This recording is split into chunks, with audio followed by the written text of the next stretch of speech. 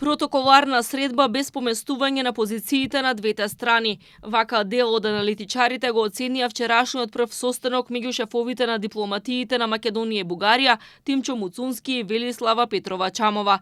Тие не очекуваат некакви промени во водењето на надворешната политика ниту на Македонија, ниту на Бугарија. Приближувањето на ставовите во овој момент според нив се чини невозможно. Реално, добро е што се среќаваат министрите на Бугарија и на Македонија, што има некакви разговори.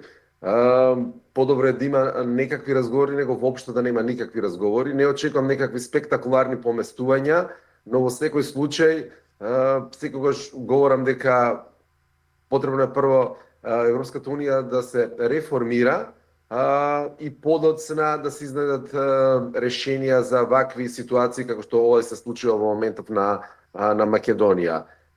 Може би ќе има подобрување на односите во однос на билатералниот дел, во однос на соработката и на проектите кои се започнати, но придвижување во делот на приближување на Македонија во ЕУ не верувам. Муцунски на средбата ги повторил ставовите дека нема да се преговара за македонскиот јазик, идентитет и култура.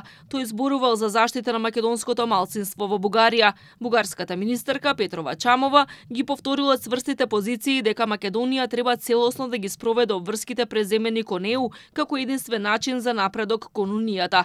Пекевски вели дека Европската Унија треба активно да покаже дека го штити македонското малцинство во Бугарија.